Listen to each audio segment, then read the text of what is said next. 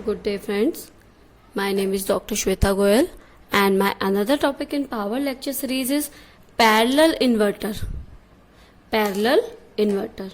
Here the capacitor inductor is connected in parallel with thyristor T1 and T2. Now it is also called center tap inverter because a center tap transformer is connected with inductor. Okay, so it can also be called center tap inverter. Now we will talk about different modes between the parallel inverters. There are first of all we will talk about this circuit diagram. This is primary and secondary. Load is connected with secondary. Primary side is this. The capacitor is connected between both the thyristor T1 and T2.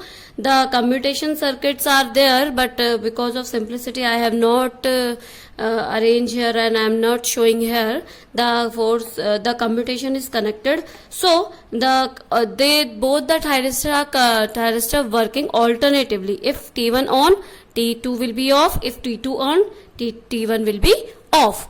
And because of the polarity of the capacitor. Now inductor is connected with the center tap transformer, that's why it is called center tap inverter also, and voltage V.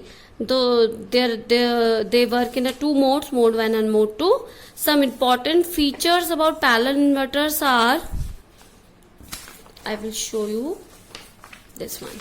Okay, now some important features like capacitor is connected between the SCR, which can be utilized for commutation. Complementary process, complementary commutations are there. It means one thyristor is on at a time and other thyristor is off. So I have explained that how both SCR will be alternatively with the help of a capacitor. Both thyristor will work alternatively, T1 and T2. Now mode 1 T1 on and T2 off. In mode 1 T1 will be off on and T2 will be off. T1 on and T2 off. Mode 1 T on, T2 off. When T1 on, current will flow from N to Q. Okay, N to Q via and Q. I will show it with the different color. N Q T1, then V, then L, and then L, and then this one. Okay, now current will flow there like this. The capacitor polarity will be like this, and the load current will flow in this direction, positive to negative. I am showing here with the red color that load current will be flow in this direction in secondary. Now if we talk about mode 2, have you understand about mode 1? That in mode 1 T1 on, T2 will be off. So current will be flowed from N, Q, T1, then V, L and Q, this direction. After this the load current will be flow in this direction. Okay, positive to negative. Now in mode 2 will be trigger. If we trigger T2 will be triggered, T1 will be off. In mode 2 T2 on and T1 off. Okay, T1 off. Now at this time current will be flow like N to M via T2, now V, then L, then Q.